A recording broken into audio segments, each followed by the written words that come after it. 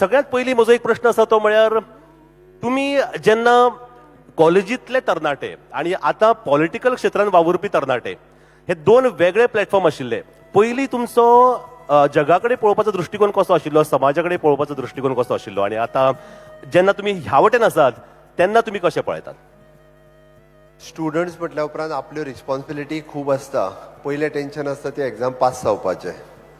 तें टेन्शन आसल्या उपरांत भायलो विचार करपाचो मातसो, म्हणजे एकदाची थर्ड इयरची एग्जाम केन्ना तरी पास जावपाक जाय आनी एकदाचो रिजल्ट येयलो काय मागीर फुडलो विचार करुया, हो सातत्यात तकलेर एक टेन्शन उरता, बर्डन उरता.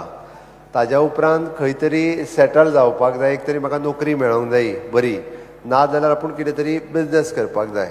ताज्या उपरांतच आपूण म्हणजे जशें म्हणटा जगाचो विचार करतलो. बट एक गजाल हांव नक्कीच सांगता, म्हणजे तेन्ना एज अ स्टुडंट म्हण, तेन्ना एज अ यूथ लिडर म्हण, हें सगळें करता आसतना सुद्दां आपूण आपले फ्रेंड्स, आपली कॉलेज हांच्या खातीर कितें तरी करपाक जाय हो विचार तेन्नाय आसतालो.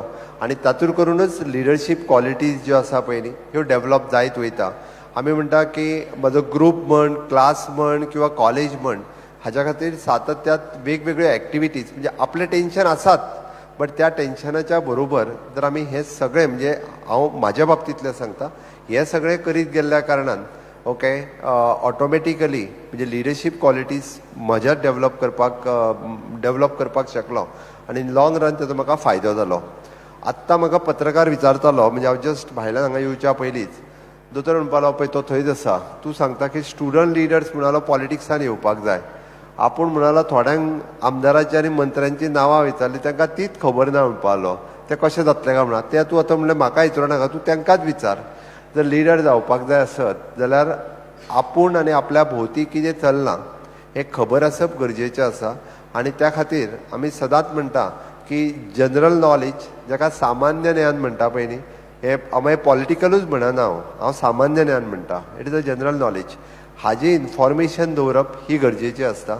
आयच्या तरणाट्यांनी म्हणजे सेल्फ सेंट्रीक न जाता ओके ओवरऑल डेव्हलपमेंटा खातीर ह्या सगळी इन्फॉर्मेशन्स आपल्या कडेन दवरप हाची गरज आसा. आनी तशें जर जालें जाल्यार आपूण ग्रो जाता जाता आपूण ऑटोमॅटिकली म्हणजे इतरांकूय बी ग्रो करपाक शकतलो, किंवा आमी जाका म्हणटा इन लाँग रन आपूण नॅशन बिल्डिंगान वांटेकारी जावपाक शकतलो अशें म्हाका दिसता. म्हणून स्टुडंट्सांनी सेल्फ सेंट्रीक न जाता ओवरऑल डेव्हलपमेंटात भाग घेवचो हेंच म्हजें म्हणणें आसा.